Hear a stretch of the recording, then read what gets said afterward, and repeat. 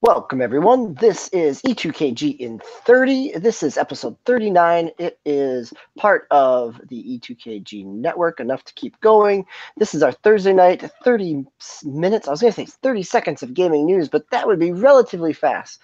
But tonight we do have a lot of fast news to get through, and not a lot of big news, right? We're in kind of that lull time. The biggest news, I think, this week is how many tens that God of War is receiving.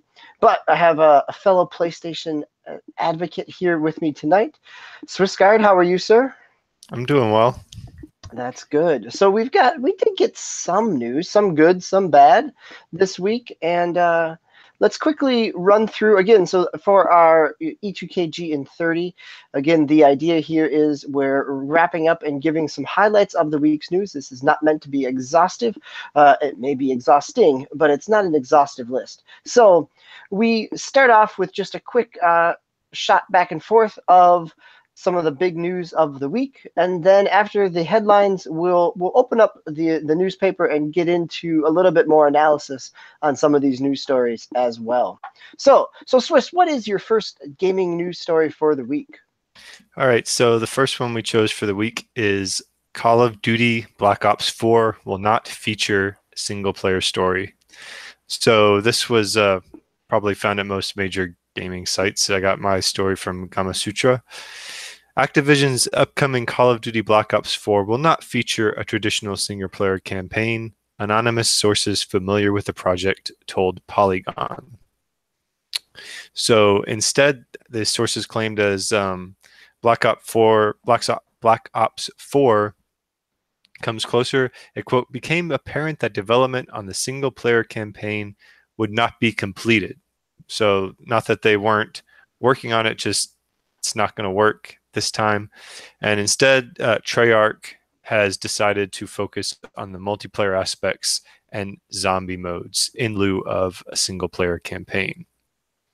It also noted that they look forward to revealing Black Ops. Activision's statement said that they look forward to revealing Black Ops 4 on May 17th. So that's kind of the timeline we're looking at. Yes, Call of Duty has done their own event in the past, kind of before we get into the E3 season. So another news story for the week. Actually, this one just came out today. There was a teaser trailer, or I guess it was a full trailer here, about a minute long, of Serious Sam 4 Planet Badass. So this is developed by Crow Team and Developer Digital. I'm reading off of a news story that I saw this morning from IGN, but again, it's covered in many places. This was kind of the first official revealing of the next Serious Sam game. That there was some hints at it back a couple years ago when there was a Humble Bundle that for Crow Team, or actually and Developer Digital, where they said that the proceeds were going to fund their next game, and so yeah, so we are Serious Sam. So next one here, we'll keep going. I see this is the new format. I want to talk about this, but we're going to keep going through our headlines here. Top of the hour headlines. So Dark Souls remaster. Swiss, what is this one about? Dark Souls Remastered. This is the bad news that you alluded to. Dark Souls Remastered for Nintendo Switch has been delayed. So originally the game was scheduled to launch alongside the PS4 and Xbox One and PC remastered versions of Dark Souls on May 25th, but the Switch version will have to wait. It's been pushed back to the summer of 2018, and they also had the Solera Vestora amiibo that was going to release with it, and that has also been postponed to correspond with the launch of the game. All right. So we've got another news story, not about a delay, but about something new coming out. This one dropped right after our E2KGn30 last Thursday. So this was a Friday announcement, the April 13th, that Sega announced a mini Mega Drive or a mini Genesis for North American audiences. So the form factor looks very similar to to the mini Super Nintendo in terms of holding it in your hand. It ties right into our Enough to Keep Going podcast discussion from earlier this week. So if you haven't listened to that yet, go back and check that out about why we enjoy retro games, and is it because of the game or is it because of the emotions attached to those experiences? So that is we don't know a whole lot more, but we do know a little bit more about another piece of plastic that we can use with our games. Swiss, what's the next news story that you have here? I have an actual Call of Duty story. Call of Duty World War II adds free coaching and feedback through Alexa. So Activision had done this following up on last year. I got this story from GameSpot. Following up on last year's Destiny 2 Ghost skill, Activision has now introduced an Alexa skill for Call of Duty World War II. Skill is available now and supports all platforms for the game. So the World War II skill is designed to improve your gameplay. So they say it has personalized recommendations to improve your skills, match summaries and highlights of your recent gameplay, social features, like whether your friends are playing, contract and order status, both during and after a match, so that you can see how close you are to completing the contract and earning a reward, in-game news, and game features and descriptions. As far as the coaching, some of the examples that Activision has given is, quote, based on the fact that you're a sniper in this, you're moving too much, you're taking too many steps, or this attachment could help your accuracy. We noticed when players got that kind of feedback, they could immediately apply it into the game, and they actually played a lot better. So I believe that it is currently in beta, and that it will be. I do not see the release date yet. I don't think they've announced one. Okay, well, it's because it's just the app with Alexa, right? So as long as you have so Alexa, maybe, you can do this. Yeah, I think Similar you can go to the Destiny now. 2 Ghost app that Activision worked on with Amazon. So our final news story, and because this is the E2KG network, we can't resist throwing in a little bit of financial news. And so this comes out of Gamasutra. Again, a month ago, I had a news story about Fortnite Mobile, Fortnite iOS, making over 1.5 million during its first few days of limited release. And over the 30 days, the first 30 days, the first month, Fortnite Mobile has brought in $25 million in revenue. And so that is a huge piece. They're projecting that it could go on to make over $500 million by the end of this year. They also have a nice little comparison here in terms of how does that stack up against other apps. So the Fortnite daily spending from April 1st to April 15th. Fortnite, the big one is Netflix with 12 million. And I always wonder how you get daily spending on Netflix, but just me. I was thinking the exact same thing when I was looking at that. So I think it's the number of users and the amount that their subscription would tie into. Mm-hmm. Right, the highest grossing app. Right behind Netflix, it was Fortnite, and it made from a daily spending. It was 9.5 million from April 5th. So this is a cumulative here, and that trumps things like Candy Crush at 5.7. So Fortnite again, not only tearing up on consoles and PC, but on mobile as well. So we've got a lot of news stories here. We've got some delays. We've got some announcements. We've got some potential rumors and financial pieces. Swiss, what do we want to talk about first? I think the biggest story is the Call of Duty Black Ops 4 will not feature a single-player campaign, if only because it kind of fits in this theme that we've been seeing the past several months, especially with Battlefront 2 of these very multiplayer focused development. Now wait a minute though. Battlefront 2 had a story, right? This was the Iden Versio, the actress came out on stage during E3. Motive, Jade Raymond's Motive studio was doing the single player game. So true. But surely you as a Star Wars fan would likely agree that the emphasis was not on the single player campaign, and probably was EA's focus was on the multiplayer side where transactions could drive the revenue. I would have bought a lot of loot boxes if it would have given me more story in that game. So yes, okay, fine, you're right. That the general engagement that companies are looking for is not driven by single player narratives, right? EA definitely had plenty of headlines about this in 2017 in terms of the death of the single player game, and 2K's financial discussions about every game is going to have ways for continual engagement from players. So a Call of Duty single player story where they've hired a couple big name actors or actresses to do some motion capture that their metrics probably tell them that very few people not only play at all but see to the end, compared to the zombies multiplayer mode or compared to the standard multiplayer modes.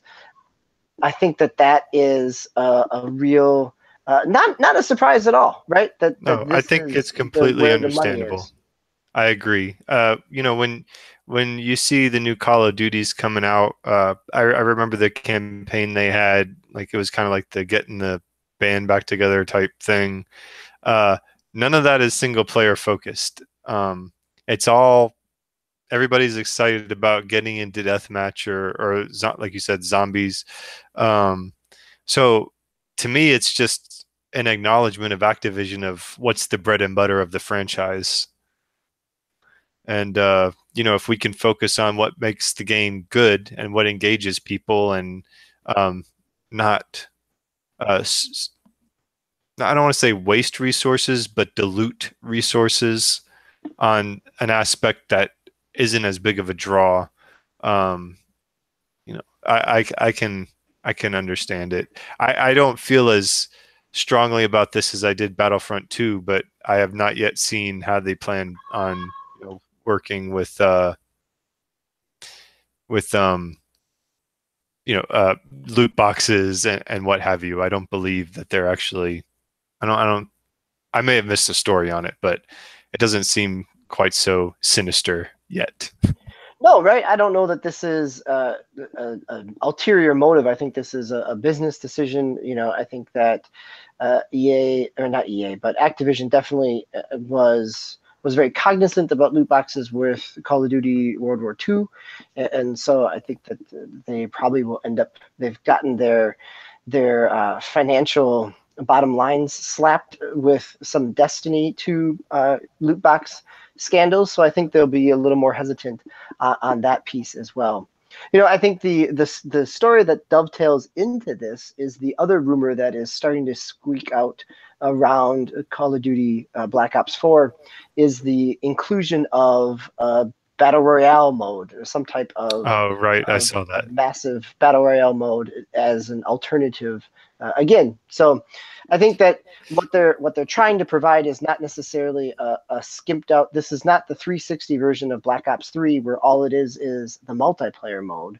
They're still providing the zombies. They're still providing potentially this other mode, but again, a couple different ways for people to engage with that game.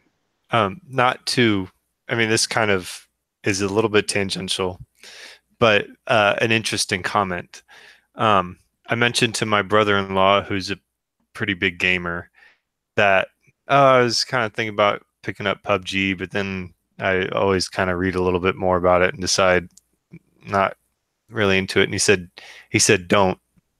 And he's expecting a lot of these big franchises to implement their own battle royale modes, and then this rumor comes out, and in his opinion, that PUBG is going to start to fade away as more polished games come about. I mean, we're already seeing it with Fortnite, but Fortnite has the whole building aspect and everything, and it's going to be interesting to see what a battle royale mood in a franchise as strong as a Call of Duty portends. Yeah, I think that's a good point, right? There's lots of other rumors that we didn't report on this week. There's the rumor that DICE is exploring a battle royale mode for the next Battlefield game. There's rumors, not even rumors, right? There's other news stories about the new PUBG maps that are released, the smaller ones and there's going to be a map selection mode in PUBG. So again, PUBG I think is maybe not necessarily going anywhere anytime fast. They're still making plenty of money, and the fact that they've got Tencent behind them makes a difference as well in terms of financial backing. But I think that they definitely are feeling the pinch and the competition and are looking for ways to maybe be a little more innovative, or at least provide players a couple different ways to engage with their game. So any other thoughts here? I think, it's gotten a lot of traction, a lot of news stories, I think mainly because of the gaming press, and that Call of Duty stories have always been kind of big on spectacle, but it's also been something that people have enjoyed poking fun at in terms of pressing X to pay respects, right? But I think maybe Black Ops gets a little more attention here because Black Ops, the series, really started with a real strong narrative. Black Ops 1 had the original Black Ops. It was, kind of the Cold War era. It was number stations. There was a lot going on in that single player story. And then Black Ops 2, the single player story, was unique within Call of Duty, where you actually had a couple different branching paths where you could, depending on your choices, it affected some of the missions, that there was a little bit more variability there. Certainly Black Ops 3 was just a straightforward kind of dark futuristic shooter. But I think that may be part of where the traction comes in here, is that people have fonder memories for some of what the original Black Ops games tried to do. And so this means that, I'm glad that it came out now, because it allows people to start managing their expectations for what the reveal event will be. Right. Like I said, to me, it's not a huge story. I'm not surprised. Just to show my age, I remember the original Call of Duty way back when. So I enjoyed the single player aspect of those, and as time went on, I saw the focus shift to multiplayer. I eventually I dropped off, and I haven't played Call of Duty in a while. But to me, I've stopped kind of thinking about Call of Duty as a single player franchise anyway. But are you thinking about Call of Duty as an Alexa app? So we made fun of the Ghost Alexa app back in the fall when Destiny 2 announced the fact that Ghost could speak to you and change your loadouts and give you, call for help from your clan. This one seems a little more thoughtful rather than just weapon switching. The fact that it's going to be some strategies here. Mm-hmm.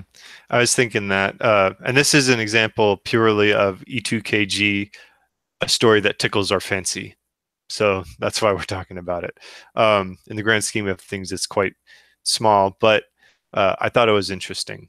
So, yeah, it seems like they're definitely trying to play around with some artificial intelligence, going on behind the scenes, player analysis type stuff. One thing though, okay, I'm going to go a glass half empty perspective on this. One thing is, let's see, one of the quotes they said, basically they said, based on your skill as a player, your tone may be different, yada, yada. There was something where they suggested, oh, you could be more accurate if you use this attachment. And I wonder how much that attachment corresponds to potentially, microtransactions. But I'm not familiar enough with Call of Duty World War II to know if they have microtransaction-based weapons in there. So I do not believe so. Okay. I think that your unlocks and your supply drops all come through some leveling pieces and other things. So there's not any game-changing loot boxes in there in terms of mods and pay-to-win type of model. So they've been able to relatively, I think that's reasonable to be relatively cynical. But again, I think Activision has done okay Mhm. with loot boxes in the Call of Duty franchise. So what's the second cynical thing you thought of? Oh, that was pretty much it. Oh, Otherwise, see, I'm just like, and it my could be pretty go ahead.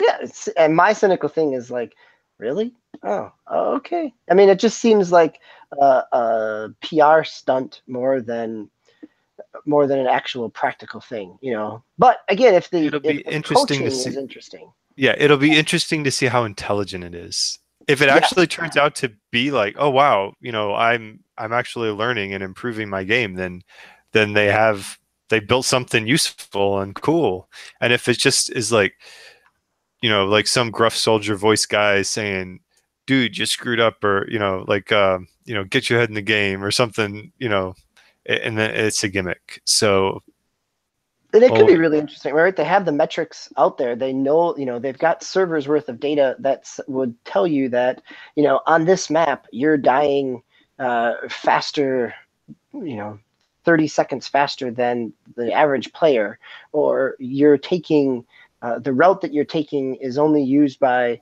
12% of mhm, players in the map, right? I mean, so they right. could do a lot of really interesting things depending on how precisely and consistently it tracks you, Mhm. rather than just end of round stats, or just simply even just loadout and spec stats, which is interesting, but it's not nearly to the extent that Well, it could. the one suggestion that they give is a positive, you can take it in a positive way, which is like if you're a sniper, you're moving around too much. Like, they can, based on what okay, you have this loadout, but you're playing like, it's almost like, oh, you're a DPS, in WoW, but you're playing like a tank. It's not going to work. So, um, we, yeah, the software engineer in me is a little bit interested. But like I said, the other thing that popped out at me is like maybe not in Call of Duty World War II land, but it was like a subtle way of um, maybe promoting certain loot box things. I could see it used for evil. So we have, speaking of using for evil, we have used a lot of our time on this show to spend on Call of Duty without Osiris Prime being on the show, and That, neither one of us being big Call of Duty fans. So, uh, the fact that this is to talk about. But let's quickly go through. We've got a few minutes left here of a couple other news stories. So I think the Fortnite big win on mobile. I don't know that there's much more to talk about other than it shouldn't be that big of a surprise because of how massive the numbers are, whether it's Twitch streams or YouTube views. The consistent engagement pieces there. So Dark Witch. So we got it pushed back, and some of the pieces that I've been hearing about it is kind of some of the challenges that Unity or Unreal 4, right? The ability to change some things within Unreal 4 for the Switch. Again, if you've been starting on an older build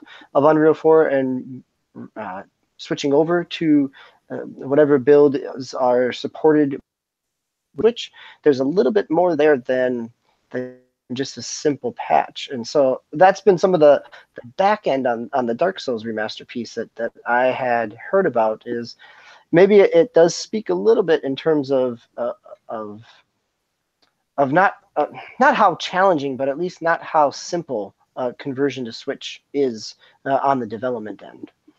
well, yeah, Other you thoughts have. there on I this mean, one, it's Swiss? just they plugged um, with the Switch. They're like it's at 1080p and can go 30 frames per second, but all the other platforms with remaster, they're aiming for 4K and 60 FPS. So it's just, they're trying to release all these together, and the Switch is an obviously a different beast. So um, I I'm picking it up. I'm going to get it. I haven't decided what console yet, but yeah, I'm not terribly surprised that it's not being able to be kept the same pace with the other consoles.